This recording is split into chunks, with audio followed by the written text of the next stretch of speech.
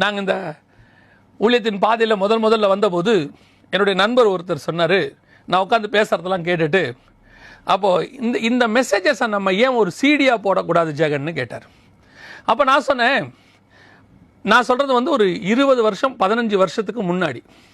அன்னைக்கு பாட்டுகள் மட்டும்தான் சிடியில் வரும். மெசேஜ்னு வந்தால் பிரபலமான மிகப்பெரிய ஊழியர்கள் ஒரு 2 பேருக்கு தான் மெசேஜ் வரும், வேறு யாருக்குமே வராது.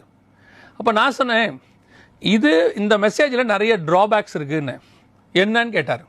ஒன்று, இது எவாஞ்சலிஸ்ட் மெசேஜ் கிடையாது, இது பைபிள் ஸ்டடி. நம்பர் 2, இது பைபிள் ஸ்டடியிலுமே கொஞ்சம் டீப்பானது, எல்லாருக்கும் புரியணும் சொல்ல முடியாது. 3, இதை சீடியாக போட்டால் ஒரு பாட்டு 4 நிமிஷம் உட்காந்து கேட்பாங்க, அடுத்த பாட்டை ஒரு அரை மணி நேரம் கழிச்சு வந்து கூட கேட்பாங்க. இது அப்படி கேட்க முடியாது. இது மெசேஜ் உட்காந்தா 1 மணி நேரம் முழுசாக உட்காந்து கேட்கணும். ஒரு சிடி பாட்டில் இருக்குது, அதை காரில் போட்டு விட கேட்டுகிட்டே போகலாம். ஆனால் இது மெசேஜ் அப்போல்லாம் டிவிடியில் வரும், அது ஒரு வீட்டில் ஒரு இடத்துல போட்டு உட்காந்து அதுக்குன்னு டைம் ஒதுக்கி கேட்கணும். பாட்டு அப்படி இல்லை, காரில் போட்டுட்டு போகும்போது கேட்கலாம், வேறு எங்கேயாவது ஒரு இடத்துல கொண்டு போய் கேட்கலாம். ஆனால் இது அப்படி கேட்க முடியாது.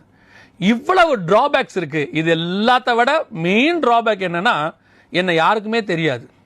நான் ஊழியத்துக்கு அப்போ தான் வந்த புதுசு, என்னை யாருக்குமே தெரியாது. இப்படி ஒரு சீடியை நம்ம போட்டோம்னா யார் கேட்பா? அப்போது அந்த நண்பர் சொன்னார், போடுவோம் ஜெகன், நம்ம செய்வோமே, ஒரு 10% மக்களுக்காவது ரீச் ஆகட்டுமே. உலகத்தில் உள்ளவங்கள இல்லை, தமிழ்நாட்டில் உள்ள கிறிஸ்தவர்களில், ஆவிக்குரிய கிறிஸ்தவர்களில், வசனம் பேச நல்லா படிக்கிறவங்களில் ஒரு 10%க்கு ரீச் ஆகட்டுமே அப்படின்னு சொல்லி அவர் என்கரேஜ் பண்ணார். அவர் தான் அந்த சீடியை போடணுன்னு ஒரு ஐடியா கொடுத்தார். உண்மையிலே எனக்கு ஒரு நம்பிக்கையும் கிடையாது. ஆனால் நான் சொல்லுவேன், கர்த்தருடைய நாம மகிமைக்கு நான் சொல்கிறேன், அந்த சீடி பல ஆயிரம் வித்தது, பல ஆயிரம் சீடி போச்சு. நாங்கள் நினச்சது தமிழ்நாட்டில் உள்ள ஒரு 10% மக்களுக்கு ரீச் ஆகணும்னு. அந்த ஒரு முதல் வால்யூம் மட்டுமே எனக்கு 10 நாட்டிலேருந்து ஃபோன் வந்தது. அப்போ அந்த நண்பரை கேட்டேன், நீங்கள் இந்த வெளிநாட்டுக்கெல்லாம் அந்த சீடி அனுப்புனீங்கன்னா? அவர் சொன்னார், இல்லை நான் வெளிநாட்டுக்கெல்லாம் அனுப்பலை, நம்ம ஒரு 10% நீங்கள் போகணும்னு லோக்கலில் தான் அனுப்பிச்சோம்.